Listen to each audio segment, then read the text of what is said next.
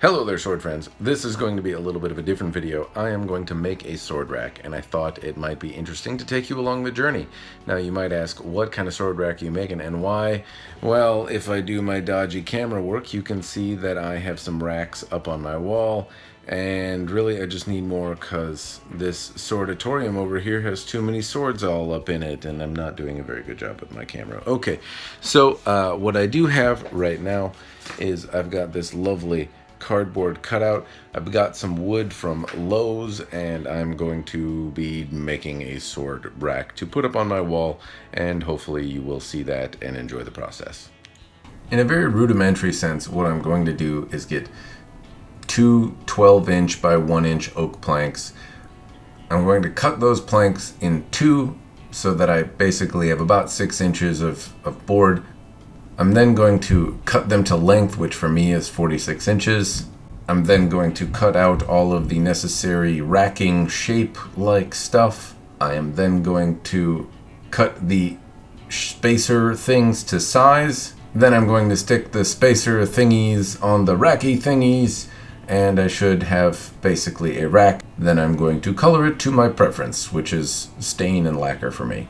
Now, of course, keep in mind there's a lot more crap going on with like sanding and finishing and puttying and futzing, but that's the basic game plan.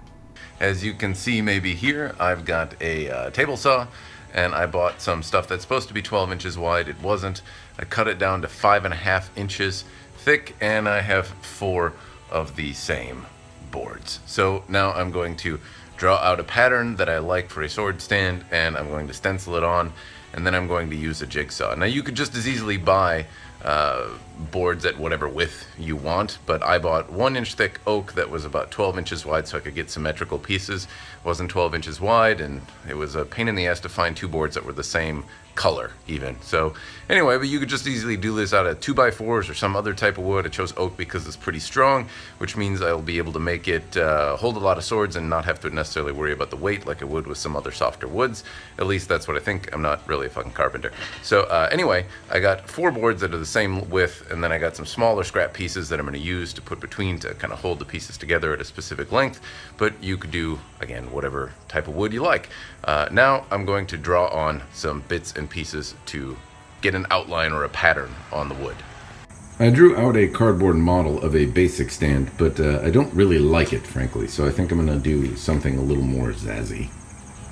You can see I've just played around with some different shapes for the sword stand. You can draw out a shape that you like. If you're going to make a sword stand, you might as well make it better than some of the stuff that you see that you can buy for the same amount of money. Make it a little unique anyway, at least to the best of your ability. Now, I'm drawing a bit of shit on the paper here, and you can see that I found a shape that I kind of like the look of. I have a 1-inch, and I'm not honestly sure if this is going to be enough. I think I'm going to redraw it and try to find something that's a little thicker than 1 inch, because I'm not 100% convinced that that is enough to bear the weight of all the things that I'm going to put on it. An average sword is around, call it 4 pounds without the saya, call it maybe 5 pounds with the saya, and there's going to be some bigger blades, some yaris, some all sorts of stuff might go on this rack, and it's going to hold, you know, I'm probably going to have a few of these on it, so there could be a significant amount of weight for a 1-inch piece of oak to hold on to. I'm going to up it just a little bit so it doesn't look as flimsy and draw it again. But I think this is the general shape that I'm going to go for. This space here is about 1.5 inches wide. That should be ample to fit just about any sword, and the recess spaces should give it enough difference if you have a big Suba guard here, which I'm going to simulate with this big old roll of nails and this subsequent other big old shit. No, that's not going to work. Alright, it took a little futzing around, but I came up with a shape that I kind of like, that will work now. I thought about it a little bit, and if I use these 2 things, which are kind of grandiose versions that certainly are larger than the average Suba or Japanese sword guard, it's probably not going to fit. But at least I'm using kind of the space I have. If I have swords that it will work with, a good deal, and if not, then no worries. I've made it a little thicker at the base, a little narrower at the top in terms of the weight that it'll hold, or at least how thick it is, but it has a general shape that is agreeable to me. The other thing that I should note as I'm making this is that I'm trying to make a shape that I know I can cut out with a jigsaw.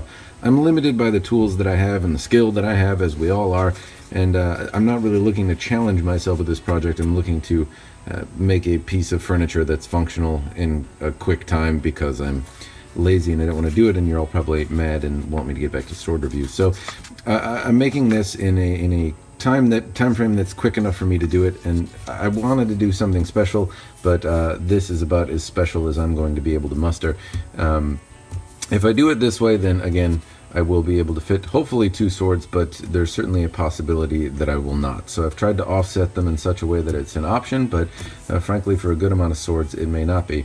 I was concerned if I drop this any lower, well, it would give more space between the guards. It might make the spacing too thin, so I may only end up putting 1 sword on each one of these racks. We'll find out and see what happens. What I'm going to do now is use this piece of scrap wood. I can't remember how long the 11.5-inch boards I got were, but these were the excess pieces. My sword stand is going to be about 46.5 inches tall, so this was the bit that was left off at the end. Now you can see that I've got a bit of bad wood here that I don't want to use, and I'm going to use this as kind of a spacer between two, I don't exactly know what the term is, but this is going to go between the 2 things that actually hold the swords. And this is what I'm going to draw a template on. So I'm going to draw out what I want. I'm going to cut it out with a jigsaw. And then I'm going to use this piece to trace the rest to make sure that I like it, make sure that it's what I want it to be. And then I'll use this as kind of a tracing pattern for the rest so that they can presumably be very similar. All right, so I got my general template cut out, and now I'm going to start doing this in pieces. Okie dokie, so I've got my template made. What I did is I made this extra little bit here so that I can see. This gives me ample space to put another sword down without banging the shit out of stuff. What I'm also noticing here is that the jigsaw leaves some pretty gnarly marks, which is likely going to require either a lot of hand sanding, some interesting stuff to attach a sandpaper to a drill, or ideally a spindle sander, which is what I'm going to use. But this was my... Alright, now what I've done is I've taken my pattern and I've just kind of moved down the line here. And I've blah blah blah blah blah blah. Right now, to ensure that I get it, in case I've futzed up on anything, I'm going to cut this first one out, and then I'm going to use that one as a template on all of the other ones that I have. So then hopefully things are even.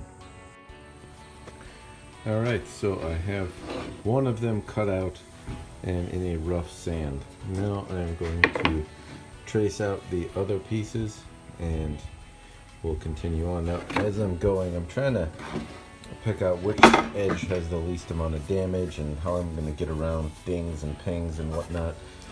There's some that are rougher than others, and I'm just trying to pick out the best pieces to actually end up showing up. But trace and cut. Alright, so I have all of them cut out. See, I've got 4 matching pieces. Done a little bit of sanding. I have more sanding to do until I get all the rough edges and stuff off. I had the 4 screwed together so that I could get them all the same size as I was sanding them down. So they're all pretty much the same, but there's still a lot of work left to do. Then I have to figure out how wide I want them and how to join them. So anyway, on to some sanding.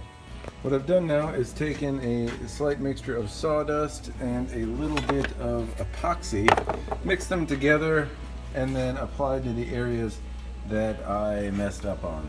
In my haste, I tried to use the table saw, and it was not always as accurate as I had hoped, but I've applied some of this to the bottom and some of the other various bits that I nicked, and I'll let this dry, and then I'm going to do some more sanding. Okie dokie, so these sword racks are just about done. What I've done is I've made some more epoxy and sawdust and filled in some of the dings and mistakes that I had on some of the pieces here. If I can find an example, maybe you can see this, maybe you can't, but there's epoxy in there with sawdust in it. I gotta wait for it to dry, and then I can make some of the corners, or rather the pieces that hold it together. To think about where my studs are, where it needs to go on the wall. I know And one particular place, I'm trying to hit 2 studs that are 16 on center, and so if I give the pieces on the end and don't want to get the screws into the wall too close to the stud or too close to the edge, I need to give it a pretty wide space. That's for some of the larger pieces that I have. That's one rack. The other one is going to be a little bit smaller. Going to probably shoot for around 14 inches in terms of separation. The other one's going to be about 18 inches. So one will hold katana pretty much only, or long swords, and the other will hold a katana wakizashi tanto, but not so great for very long swords or polearm type situation. So I'll have 2 shells to hold either. Okie dokie, so all I've done is I've done some finish sanding. You can see some of the, I don't even know if you call it finish sanding, but this is where I messed up and stuck the blade into the area, so that's filled with epoxy. That's what that looks like when you mix epoxy with sawdust and then sand it down. Then I cut these pieces, and you can see I'm far from perfect. I messed it up. I'm going to fill this up with wood filler here in just a moment. And I did a quick run through, naturally learning as I go, but I'm going to fill these up with wood. They don't have to be perfect. What I'm noticing is problematic already, though, is that some of the wood is curved and has a small transition. Let's see if we can find the piece. Here we go. So I'm going to have to sand this flat, more than likely, before it'll fit on the wall straight. Anyway, I've got one of them more or less fabricated. And this is, in a nutshell, what it'll look like. Hopefully it'll fucking stay together, right? Okay. Yeah, anyway, these were stuck on, and that's really about it. I did sanding and then I put 2 pieces between them. Hooray for me. Okie dokie, so now I have both of them made. I ended up going a little smaller. Again, you know, I don't know, it's just part of making anything. All you notice is your mistakes. So there's a little bit of a bulb here, and then down here I split the wood. I was thinking about doing something larger, but I want to be able to fit tantos in smaller pieces, so I got something. I made it just a little bit smaller. This is going to be just a little, right around 10 inches in terms of width, and this one's around 18. It should give me a good enough distribution to fit just about anything. Now, in terms of what I'm going to do, I'm going to sand this down just a little bit more here so that it does not bulge up when I do any kind of shellacking. This guy over here, I'm tempted to fix it, but honestly, I was able to sink 2 screws in. It's not cracked along the back, it's cracked a little bit along the front, and I think that's because the board was curved and I was pushing on it pretty good to try to straighten it out. I'm just going to basically put some sort of filler when I finish futzing around and staining with this. So what I'm going to do now is pretty much stain it. I'm going to sand this one part down over here, and then I'm going to apply some stain. Now what I'm doing is just applying some stain. You can see I've got one finished over there, and I'm just putting stain on, and then I'm going to let it dry for a while. Now I have finished the staining, and I've let it dry for a couple days. You can see that the stain came out reasonably well. It doesn't look like I missed any spots from what I can tell. The little bits that I put in with wood filler that cracked seem to be holding up, and all of the little holes that were in it prior that didn't need to be there seem to be filled. I'm not sure what I'm going to do with these yet, but I think I'm just going to leave them open. I'm tempted to glue the siding on, but I think I want to leave it so that I can take it apart if necessary. And this is where it is now. Now I'm going to shoot it with some clear coat and see what happens. Hopefully I can get it on even without it dripping all over the place, otherwise more sanding and misery. So this is after the application of clear coat. The first one, I used Rust-Oleum clear durable top coat as a first time finish. I was going to put some lacquer over the top, but I wanted to get a layer of clear on it. This stuff is supposed to dry quickly, but this can is pretty much empty after just one round, and I was not exactly generous. So whatever the hell is going on with this thing, this is a product I will not be using again. Rust-Oleum, fuck that. I mean, a lot of times I get several coats out of this, but a couple shots with this clear and it was gone. So nuts to that, I guess. Anyway, it did the job. I got one layer on, and live and learn, I guess. Okie Madoki Ta. So what I've done now is I have lacquered, well, I've put some lacquer. I put a layer of clear and then a layer of lacquer or two onto the stands, and the other one looks pretty much the same. But what I'll show you is a couple of details here. So here you can see I whacked the saw that's filled with epoxy, sanded and stained. This is not perfect. I mean, if you look at these, I really have done a haphazard job. Some of the edges are more refined than others. Some of the wood is lighter in parts than others. Some of the lacquering is not great. Some of the wood is cracked. This piece here was a large crack that ran through the wood that I filled and sanded. Then you see pieces like this, which I don't know if are coming through super well. This is a large piece of epoxy that was filled with sawdust and then sanded. I mean, it does the job, but these are not exactly tons of effort, lots of stuff. Well, effort is not fair. This took me probably a couple days of fucking around to deal with, but more effort could have been put into the finish work. That much I will certainly say. Anyway, that is not what I'm going to talk about, but the lacquer work I would consider pretty much finished. I'm going to find studs on this one and pretty much set a screw right in the center of it to hold it. What I'm talking about right now, though, and the point of this whole blah blah blah, was this. This is a sticky piece of felt strip. So I picked this up at a store in my local area called Michael's, where dreams go to die. Well, anyway, that's not really fair to say. I patroned their store several times and been reasonably happy with what they have. But the point is that this is a big piece of black felt with some sticky goo on the other side.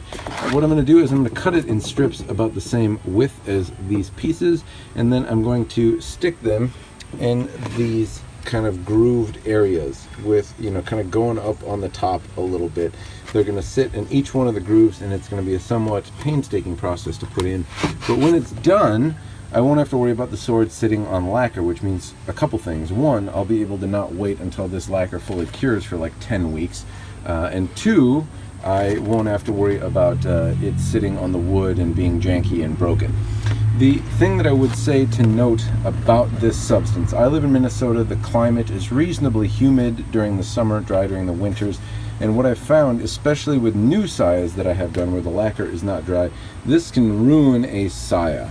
Okay, so what I mean by that is the saya lacquer can stick to this stuff, especially if it's somewhat new or not 100% completely bone dry, and then you get this little fuzzy, nasty stuff. That happened to me one time, and it was not extremely pleasant. It did completely break the saya or chip off the lacquer, but it left a smudge in an otherwise perfect saya, which I was very disappointed about. So keep in mind, something that I also do is I will put this, as it gives me a little bit of padding, but then I will put just basic newspaper around the saya. Newspaper tends to be a fine grain, not scratch things, and be dry enough to hold the saya and not have lacquer stick to it. So that is another little trick that you might see in the background of some of my other videos. I have newspaper sitting on the bottom of sayas that just aren't completely bone dry. And when I say bone dry, have been made in less than like a year. For whatever reason, Minnesota just prevents things from hardening correctly. So that is what I'm going to do now. I'm going to cut this and put strips on.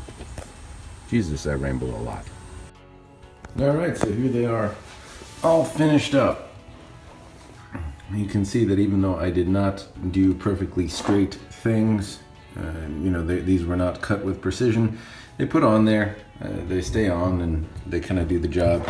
You have to be a little careful though, because every now and again, one like this, you can see there's a little gap developing. So if I get some weight in there, it'll hold on a little better. I opted to just put one big strip going over the back here, just in case I don't want to ding any sayas if I'm setting it on here. But now they are all done, and I need to get them put up on the wall.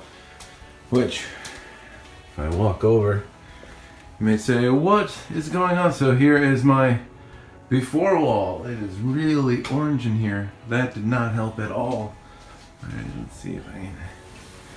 Here we go. So they're gonna go up on these walls here. You can see what's up now, and Now I gotta get them put up there. I'm probably gonna have to take those down too.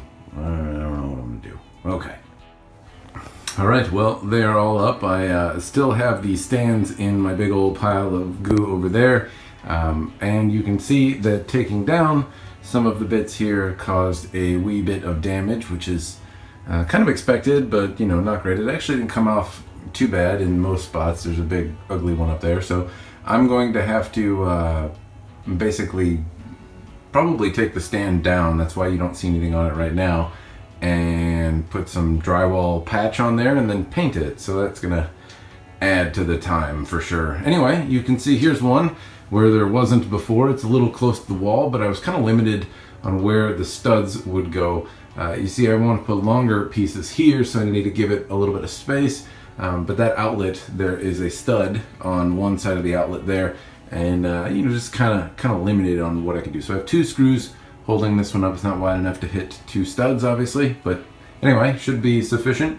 I put a bunch of swords up there. You know, if I wasn't quite sure about if the thing is going to hold or not, I probably shouldn't have put the ones that are sharpened without a scabbard up towards the top in case it falls over, you know, right while I'm jamming out on PlayStation or something. Anyway, so yeah, we'll get this patched and see how it goes.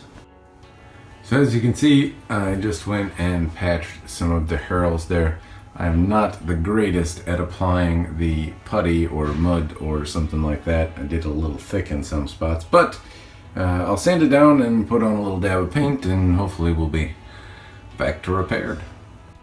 So I took the stand down, or the rack down, as you can see, and did a little bit of patchwork. The paint is still new versus the old one. You can still kind of make out some of the places, but I'm not really looking for perfection here, more or less just looking to see if I can't get the very ugly obvious spots done. So it's drying up, and then hopefully sometime in the very near future I'll be putting some sherds in the rack and whatnot up there. Okie dokie, it is all done. It's finished. You can see behind here that the little bits and bobs underneath, or the imperfections, don't really stand out. Seems to be drying at about the same color without anything terribly noticeable. Kind of helps that it's right on the same line and the swords in front of it. So I have both swords filled up. I'm pretty happy with how the Subas fit. They do overlap slightly, but not so much. If I just don't have them right on top of each other, I don't have any problem with them banging into the swords next to them. They seem to be fitting on reasonably well, giving enough space. The downside is that even though I went from 6 to 24, I still don't have enough. I still got swords stuck over here. I still got swords stuck over here and on the floor. And yeah, there's just a lot of swords. So anyway, it's all done though. It's all finished and I'm pretty happy with it. I think maybe my next step would be to make a rack for this wall here and maybe redo something to make a slightly cooler rack than this one here. Alright there, sword friends. I am going to wrap this train up by first stating what it actually took in terms of cost. So each one of the oak planks was about 50 bucks, maybe a little bit less because they had dings in them. I can't remember exactly, but between $40 and $50. The abrasives that I used were probably another 30 to 60, but I don't know how to factor those in exactly because I bought spindles for sander and sandpaper and some other stuff, but I didn't use all of them. So it's tough to factor that in. The wood was really the main part. Then I did use a whole can of clear and a whole can of lacquer. Those were about $6 a piece, so we'll call that another $12. We're at $112-ish. And then I had some stain, a little pint of stain that you might use to do a project like this would probably be about $5 or $10. So we're at $122 to make it in materials. But then there's the $60 in abrasives, which maybe you want to factor in. I don't exactly know how much. That actually includes some blades for the jigsaw that I was using as well. And that's kind of the extra bits that don't really aren't the actual stuff that goes into it, but the pieces that I need to make it. There's also some screws, but I had those left over from a decking project, but they probably won't cost more than a couple dollars too. Outside of that, that's really all the materials that it took, but I did use a table saw, a jigsaw, a miter box, a spindle sander, a cordless drill, And I think that pretty much sums up, and a hand sander. Now, you could get away with not using the handheld sander and do the sanding yourself by hand. You could get away with not using a spindle sander and attaching a spindle to a cordless drill, or just being much better at a jigsaw's uses than me. You could also not use the miter box or table saw if you want, because you could have them, well, you could just buy the right size boards at the Home Depot or Lowe's or wherever you're buying them from. And if they're too long, you can have them cut to size at the location. They'll usually cut them there for you. I've had that done at least at Lowe's and Home Depot before. So you wouldn't need a miter box and table saw, not for a simple rack like this. But I don't know how you get away without using a cordless drill or a jigsaw. Those are kind of two mandatory things. Cordless drills can be kind of expensive or inexpensive. The inexpensive one seems to burn out quicker, but whatever. I use a $30 jigsaw, though. That is not terribly expensive. I got that some years ago at Menards for a flooring project, and it still does the job. So the jigsaws at least aren't terribly expensive. But again, then you have a jigsaw, which might be good for jigsawing things at other times. So that's all the bits that went into it. I really didn't look at other sword racks that are available before I built one. I remember that this one that holds 8 behind me was about $50, and I painted it so it didn't look like the same stand that everyone has. But these are obviously a little bit different, and they hold 12, which is really what I needed. I needed storage more than appearance, but it doesn't really look bad either. So hopefully you found that kind of useful, but keep in mind, I don't know if there are other stands that are out there that do the same job for less money and way less hassle, because it did take me about like 8 hours of actual touch time to make the stuff. Between all the little videos that you saw, there's me kind of sanding and futzing and digging around with stuff, and a lot of stuff just takes time to do anything with your hands, especially because I don't work with my hands in terms of carpentry very often, so I'm very, very slow at it and very methodical. I would say a couple hours went into actually thinking about what the heck I was doing and designing something, so it actually look and do the thing that I wanted to. I had to think about what to make. After that, making a template and then making that first racking piece took a lot of time. The rest of the stuff pretty much flew by in terms of assembly. The only exception to that is sanding. Sanding took the other enormous portion of time. It seemed like I wasn't even making a sword rack. I was just making dust very slowly. But that is what I did, and I hope you found it relatively useful if you're thinking about making a sword rack in terms of the general process to make a very simple one. And that's really all I got for you. If you have any commentary about things that I missed, could have done better, things that are really, really terrible, that you shouldn't put swords on your wall this way, any commentary that you have, praise or not praise or criticism, throw that in the thingy below. Always happy to hear it. And as always, cheers and thanks for watching.